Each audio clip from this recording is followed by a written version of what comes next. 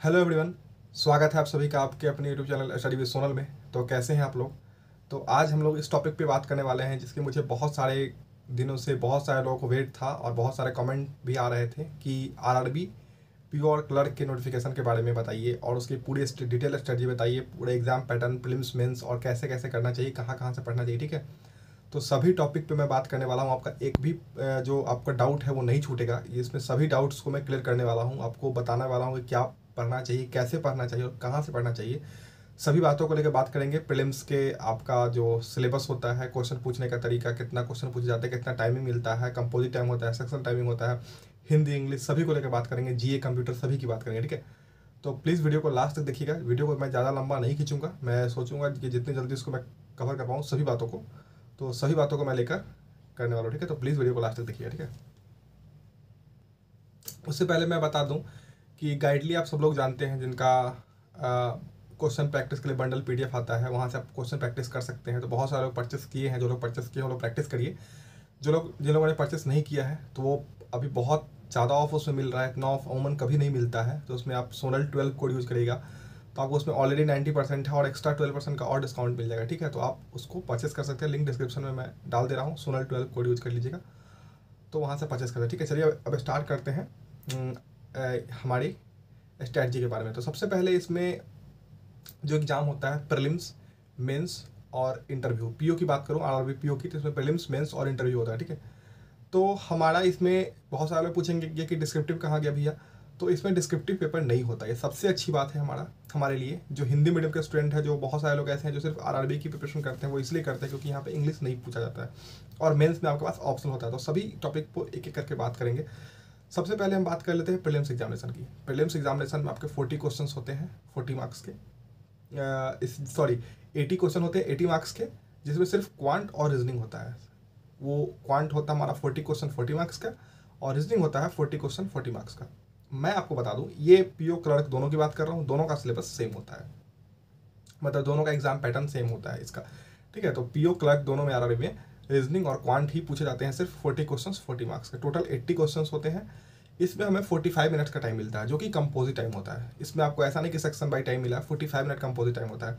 आपको बता दूं इसमें फ़ायदा क्या होता है प्रीलिम्स एग्जामिनेशन में आपके, कि जैसे कि आपको इसका रीजनिंग पेपर बहुत ईजी होता है।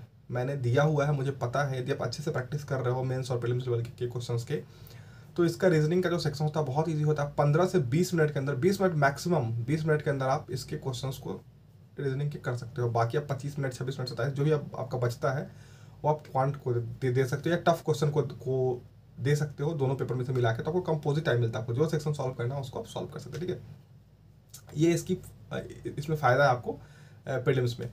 अब बात करते हैं इसके मेंस सेक्शन के।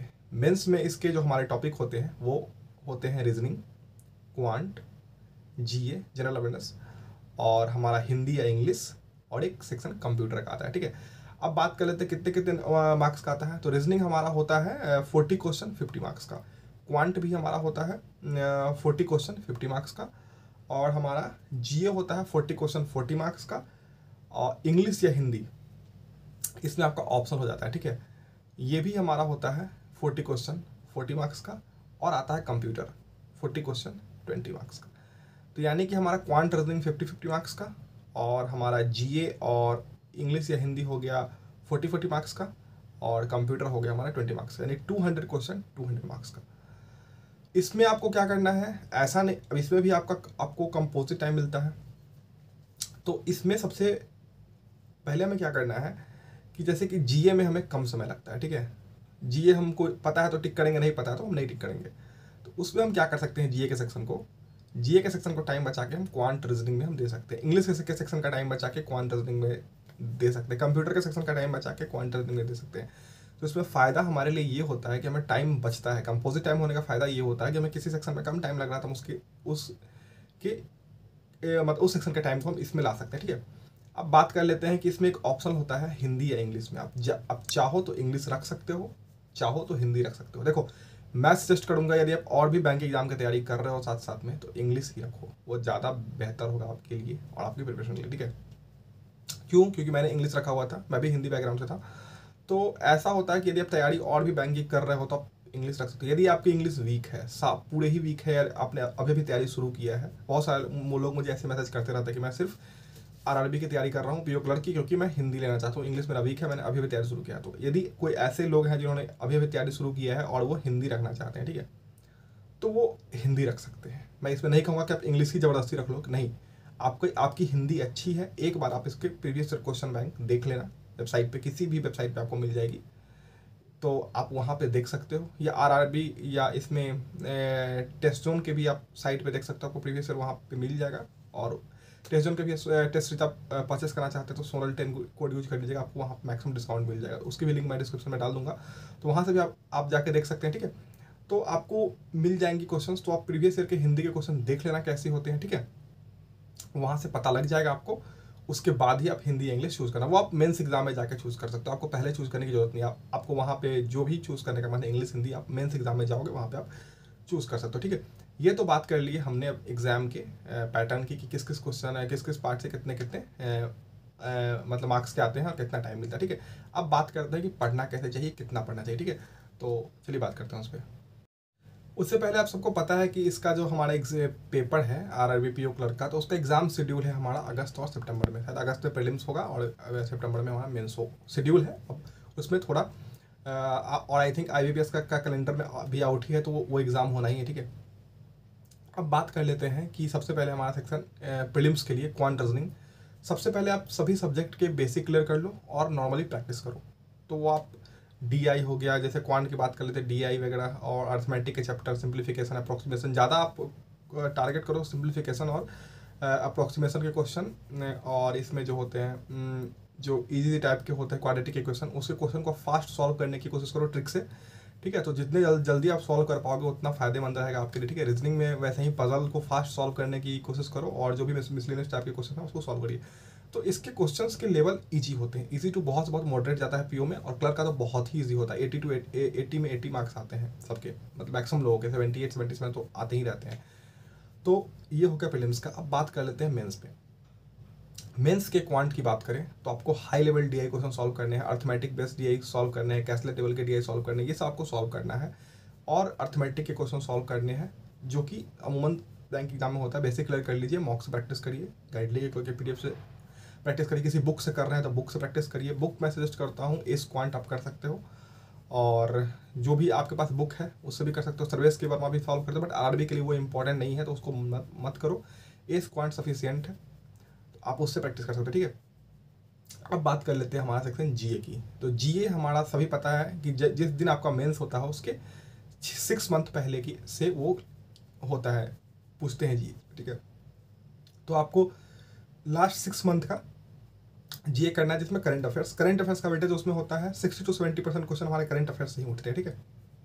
बाकी जो होते हैं वो बैंकिंग अवेयरनेस, जैसे फिक्स बैंकिंग, करंट बैंकिंग, उन सब टाइप से के क्वेश्चन होते हैं। तो करंट अफेयर्स और बैंकिंग अवेयरनेस आप कर लोगे। उसके लिए जीए के लिए सोर्स मैंने स्टडी आईक्यू से किया था, आप किसी भी सोर्स से कर सकते हो, जैसे कि अभिजीत सर पढ़ाते हैं और आशीष गौतम सर अड्डा पे पढ़ाते हैं, और भी बहुत सारे एजुकेटर, आपको जहाँ समझ में आता है वहाँ से करते हैं। कपिल काटवाल सर पढ़ाते हैं हैन करीब है, तो आपको जहाँ से समझ में आता है वहाँ से आप कर लो।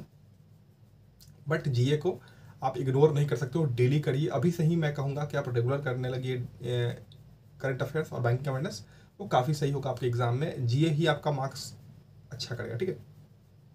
अब बात कर लेते हैं इंग्लिश की। इंग्लिश सेक्शन में बहुत ज़्यादा कन्फ्यूजन बना रहता है, तो जो लोग की इंग्लिश अच्छी है तो वो लोग तो इंग्लिश अप्लाई करेंगे ही। तो इंग्लिश आप यदि आप है तो मैं तो डेली रीडिंग करता था। ग्रामर के बेसिक कॉन्सेप्ट्स मैंने क्लियर कर लिए थे, निमिषा मैम की एक आरबीआई वाली बैच थी उससे, और उसके बाद मैं रेगुलर मॉक लगाता रहता था, सेक्शनल मॉक भी लगाता था, उसको एनालिसिस करता था, क्वेश्चन प्रैक्टिस करता था इंग्लिश के सभी चैप्टर के, मतलब आरसी सॉल्व कर लिए, कभी एरर डिटेक्शन के क्वेश्चन सॉल्व कर लिए, कभी पैराजम्बल सॉल्व कर लिया, तो कभी फिलर्स वाले क्वेश्चन सॉल्व कर लिए। तो आपको प्रैक्टिस करते रहना मेंस लेवल क्वेश्चन से, तो वो हो जाएगा। बाकी जो लोग हिंदी लेना चाहते हैं तो हिंदी के सिलेबस एक बार देख लीजिएगा, हिंदी के वीडियोस देख लीजिएगा, प्रीवियस ईयर के क्वेश्चन देख लीजिएगा वेबसाइट से, उसके बाद आप हिंदी चूज़ करिएगा। हिंदी का मुझे आइडिया नहीं है, तो हिंदी का आप लोग देख लीजिएगा, ठीक है। बट जिनकी हिंदी अच्छी है, हिंदी बैकग्राउंड से है, तो आप लोग हिंदी निकाल सकते हो। मेरा एक फ्रेंड था पिछले साल, उसने हिंदी लेके ही निकाला हुआ था एग्जाम, क्योंकि उसका हिंदी अच्छा था और हिंदी बैकग्राउंड था, बिहार बोर्ड का स्टूडेंट था वो, उसकी हिंदी अच्छी थी तो उसने वहाँ से निकाल लिया, ठीक है। अब बात करते हैं हमारे सेशन रीजनिंग की। रीजनिंग में भी आपको वही करना है, हाई लेवल पजल सॉल्व करना है और मिसलेनियस के क्वेश्चन सॉल्व करने हैं। और इसमें पजल जितना ज़्यादा प्रैक्टिस कर सकते हो आप करो, और मिसलेनियस के भी जो मेंस लेवल क्वेश्चन होते हैं उसको प्रैक्टिस कर सकते हो। बात करते हैं हम कंप्यूटर की। बहुत ज़्यादा क्वेश्चन आते हैं इससे कि कंप्यूटर की प्रिपरेशन कैसे करनी चाहिए। तो कंप्यूटर के लिए आपको मैं बता दूं, अड्डा की एक बुक आती है कंप्यूटर अवेयरनेस की, आप उसको एक बार पूरा पढ़ जाओ, ठीक है। एक अड्डा के वेबसाइट पे आपको कंप्यूटर की पीडीएफ भी मिल जाएगी, तो वहाँ से पीडीएफ से भी आप कर सकते हो। आप और भी वेबसाइट पे जहाँ जहाँ फ्री क्विजेस होते हैं वो सब लगाते रहते हो, लगाओ उस। और मैं बहुत सारे लिंक वगैरह देता रहता हूँ ऑलीवुड के या और भी वेबसाइट के फ्री वाले, तो वहाँ से भी आप लोग उसके MCQs या क्विज वगैरह सॉल्व किया करो, ठीक है। मैं जो भी यहाँ पे फ्री सोर्सेज देता हूँ सबको आप सॉल्व किया करिए, वो आपके लिए बहुत सही होगा, ठीक है। अब बात कर लेते हैं इसके बाद के फेज में, इस पर डिस्क्रिप्टिव नहीं होता है।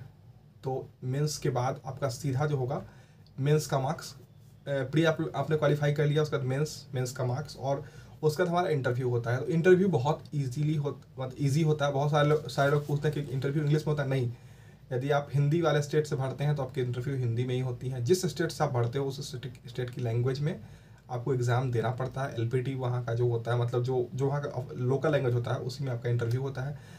तो आप यूपी से अप्लाई करते हो, बिहार से, हरियाणा, दिल्ली वगैरह से अप्लाई करते हो, तो आपकी हिंदी में ही इंटरव्यू होगी। और वहाँ पे आपको हिंदी में ही नॉर्मल से क्वेश्चन पूछेंगे, आपके अपने बारे में पूछते हैं। वहाँ से मैंने इंटरव्यू दिया हुआ है, मेरा एक्सपीरियंस है। तो आपसे अपने बारे में पूछेंगे, आपके एजुकेशन क्वालिफिकेशन बैकग्राउंड के बारे में। यदि आपने ऑनर्स किया है किसी सब्जेक्ट में या बीटेक किया है तो उससे रिलेटेड कुछ क्वेश्चन पूछते हैं कि उसका बैंकिंग में क्या रोल है। तो वो नॉर्मल क्वेश्चन होते हैं। उसका बैंकिंग अवेयरनेस से कुछ क्वेश्चन पूछे जाते हैं, जैसे चेक वगैरह क्या होते हैं। तो वो सब बैंकिंग अवेयरनेस पढ़ोगे तो वहाँ सबका क्लियर हो ही जाएगा। और वैसे इंटरव्यू के लिए आप लोग बैंकिंग अवेयरनेस अच्छे से पढ़ लीजिएगा एक बार, और बैंकिंग अवेयरनेस पहले से ही पढ़ लीजिए क्योंकि आपको एग्जाम में भी काम देगा और वहाँ भी काम देगा, ठीक है। तो आपको बैंकिंग अवेयरनेस से क्वेश्चन पूछे जाएंगे, चेक के बारे में, NEFT के बारे में, या जो भी बैंकिंग के होते हैं उस सब के बारे में आपसे पूछे जाएंगे। तो इंटरव्यू नॉर्मली होता है 5 से 7 मिनट का इंटरव्यू होता है, और वही इंटरव्यू के बाद आपका मेरिट बनता है, जिसमें प्रीलिम्स, मेंस और इंटरव्यू के मार्क्स पे बनता है, ठीक है। तो ऐसा करते हैं कि जो भी मैं आप सबके डाउट थे मैंने क्लियर कर दिए थे। बहुत सारे पूछते कि अभी से पढ़ के एग्ज़ाम क्लियर किया जा सकता, नहीं, बिल्कुल किया जा सकता। आपको मेहनत ज़्यादा करना पड़ेगा, ठीक है। तो मेहनत रेगुलर करते रहिए, डेली करिए मेहनत, जितना ज़्यादा पढ़ सकते हो ज़्यादा पढ़िए और सिलेक्शन लीजिए। All the best. बाकी कोई भी डाउट हो तो प्लीज़ कमेंट करके बताइएगा, मैं आपके डाउट क्लियर करने की कोशिश करूँगा। और बाकी जल्दी मिलते हैं नए वीडियो के साथ। Bye, take care, all the best. आप सभी को पढ़ाई करते रहिए, बाय।